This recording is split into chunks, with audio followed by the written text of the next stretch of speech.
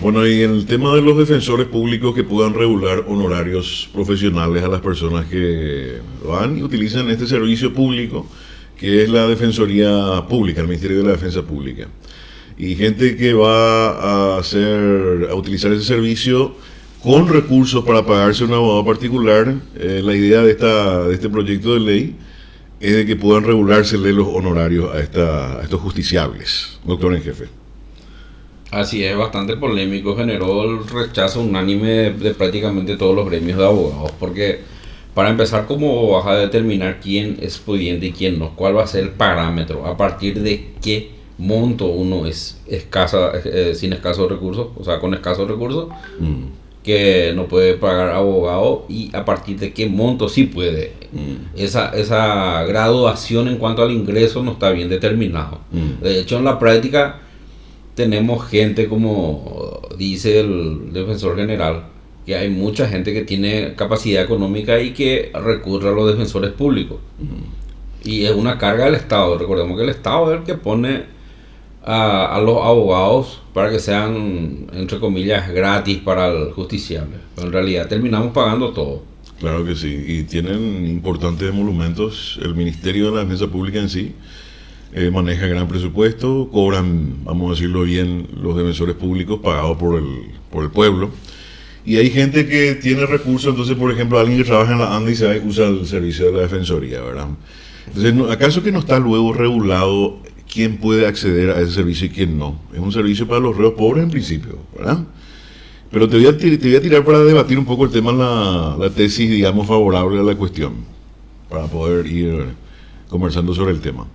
Entonces dicen algunos, está bien que el defensor público pueda regular honorarios, entonces el que va a usar los servicios del justiciable, de los dos lados de las opciones, digamos, tendría que pagar de todos modos. O sea, si vas a pagar un abogado privado, pagas. Si contratas a un abogado privado, vas a pagar. Si contratas a un defensor público, igual vas a pagar. Y siendo así las cosas, entonces se equilibra, digamos, el mercado y el justiciable elige al que más le parezca. Sería, digamos, la posición favorable que tienen algunos con relación a esto. Crítica. A mí me parece que, para empezar, no hay un criterio, o cómo va a ser el Ministerio de la Defensa Pública para saber quién entra y quién no, quién recibe, quién es pudiente y quién no es pudiente. A la postre podemos tener una institución liberada para el amiguismo político, ¿verdad? Finalmente. Otro punto que le veo en contra es de que, quieras o no, esto es algo que está en la realidad. El Ministerio de la Defensa Pública, el Ministerio Público, la Fiscalía y el Poder Judicial forman una suerte de sociedad de funcionarios públicos que están altamente ligados entre sí y tienen ciertos privilegios, ¿verdad? Acceden a cursos, capacitaciones constantemente, tienen sus salarios, se reúnen en asociación, donde están todos ahí en una suerte de cofradía de la función pública. Y el abogado particular enfrenta a eso, cómo va a competir, ¿verdad? Porque vos podés verle al defensor público que come un asado con el fiscal, con el juez en su asociación, ¿y a quién le vas a ir a contratar vos? ¿Al que asadea con esta gente o al abogado particular que tiene su despacho ya en tal barrio? No hay no hay equilibrio en ese aspecto acá. Y si vamos a hablar de una cuestión de clientela, entonces directamente, ¿cuál va a ser más apetecible? ¿El defensor público que asadea con el fiscal y con el juez o este abogado particular? Y se convierte en una competencia desleal en la práctica. Va a ser una competencia desleal porque el defensor público, por ejemplo, ya el Estado le pone ya su oficina, le pone su computadora, le pone sus tintas. Sí. Vaya, ¿dónde gastamos ahí? Secretarios. Nada, secretarios. Todo una estructura para un estudio jurídico ya le tiene armado el Estado. Y sin embargo, el abogado particular tiene que poner todo de su bolsillo. Todo su bolsillo y sin sueldo. Y si es que vos tenés, si vos le das la posibilidad al defensor público de que pueda regular, ¿quién te garantiza que ya los verdaderos beneficiados pues son la gente que no pueden pagar los recursos? ¿Quién te garantiza que el defensor público va a poner mayor énfasis en su caso, el que no tiene plata? ¿En cuál caso se va a mirar más? ¿El de la persona pobre o del que le va a generar ingresos, del que le va a pagar, del que va a poder regular? ¿Cuál de los dos va a elegir el defensor público para apretar más en su causa? ¿Con cuál va a trabajar con mayor esmero? ¿Será el que le reditúa beneficio económico? Aunque según estaba mirando en la publicación del diario Última Hora y lo que estaban explicando sobre esta ley es que lo que se recauda no va a ser para el defensor, va a ser para la institución. Que no sabe cómo se va a distribuir, ¿verdad? Los montos. Y dice acá, no sé, ahí está el diario en última hora que decía que es para un fondo especial del Ministerio de la Defensa. Tiene una descripción muy peculiar. A ver, un poco más arriba, según la exposición de motivos. Lo recaudado era para el fondo especial del Ministerio de la Defensa. Ahí está, lo recaudado era para el fondo especial del Ministerio de la Defensa Pública. Es para el fondo especial. Especial. ¿Y qué van a hacer con esa plata? Van a pagar más secretario, van a mejorar la oficina de los defensores públicos, le van a alzar el sueldo. ¿Qué van a hacer con esa plata? O va a ser destinado a la beneficencia y las hermanitas de la caridad, ¿verdad? Porque inicialmente pues el espíritu de que haya un abogado pagado por el Estado es para que el Estado le auxilie a aquella persona que carece totalmente de recursos como para ejercer el sacrosanto derecho a la defensa en un proceso judicial. Porque sos pobre, entonces el abogado te designa uno. O porque sos caprichoso y no quieres someterte al proceso y no quieres ni contratar abogado, el Estado te pone uno para solventar el debido proceso. Y para eso ni es. Y es claro que mucha gente se aviva y para no pagar esos gastos de honorarios del abogado, teniendo los recursos va a la defensoría. Y le hacen su caso sin problema, ¿verdad? Y se ahorra un montón de honorarios que a la postre son pagados por el pueblo. De hecho, el sistema, bajo el argumento de acceso a la justicia, de facilitar el acceso a la justicia de la gente que de escasos recursos, facilitó tremendamente el proceso, que es una información sumaria de testigos, llevados testigos y dicen, Mauro Agüeros no puede pagar honorario. Y se limita ahí, no pide informe, por ejemplo, no está previsto en la ley que el juez pueda pedir informe en la Secretaría de la Función Pública para ver si es funcionario público, o en Hacienda para ver si está tributando, si tiene IVA. No pide informe en la Dirección General de los Registros Públicos, pues, a ver si no tiene inmuebles. No pide informe en automotores, no pide informe en Superintendencia de Banco para ver si tiene caja de ahorro. ¿Qué pasa si tiene una caja de ahorro de 500 millones?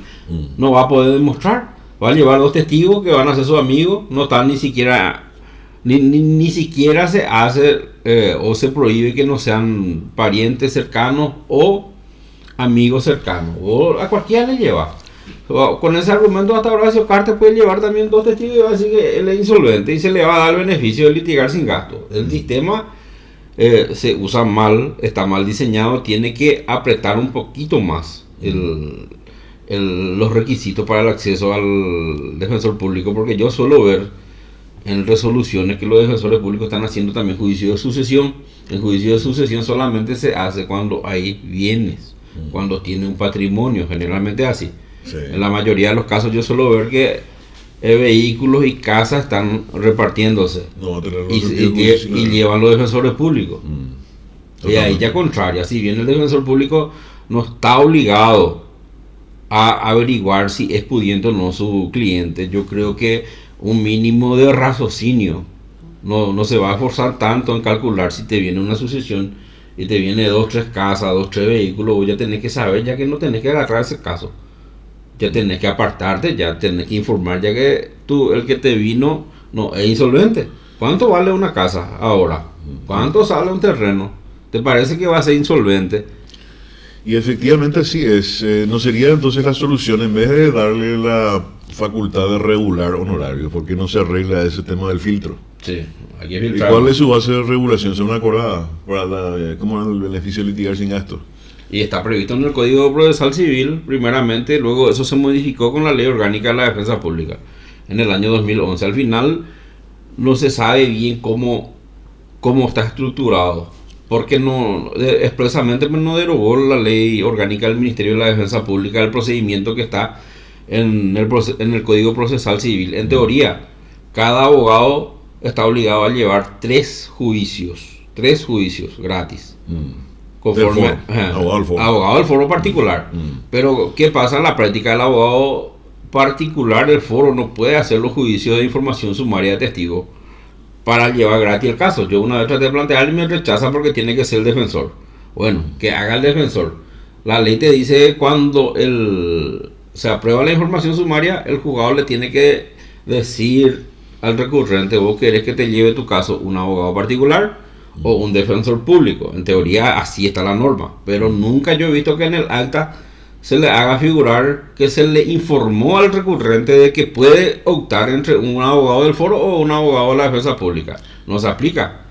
Recordando el detalle de que los abogados del foro también deberían llevar, tienen una, no sé si una imposición, una facultad. Sí, no, 3 casos obligatorios tiene que llevar gratis. Ah, entonces es una imposición. Una imposición es legal. Entonces estamos disponibles para los juicios gratis también. Sí.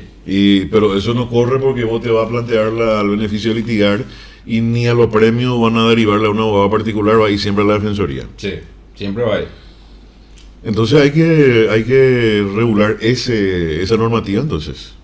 Y hay que apretar los requisitos. ¿Y por qué le quieren crear ahora? Porque esto sería una facultad extraordinaria otra vez para el defensor público, que es para reos pobres, pero había sido sí puede litigar a favor de gente pudiente y le va a regular y va a obtener fondos para la institución. ¿Y por qué quieren crear esa caja? ¿Por qué no regulan nomás el requisito de acceso a ese servicio? Eso sería lo correcto. En lo que más salta acá en el foro penal, pero en el foro civil se olvidan también que hay defensores que llevan casos que no tienen que llevar. En el foro penal pues lo que más se ve, sí, que suelen chicanear los procesados y después se quedan sin abogado y le designan un defensor público. Sí, no hay otra porque hay que salvaguardar los principios del debido proceso y el derecho a la defensa. Sí. Entonces necesariamente va a tener que incursionar ahí. En conclusión, lo ideal sería mejorar el filtro de acceso al servicio. Así es. Eso es.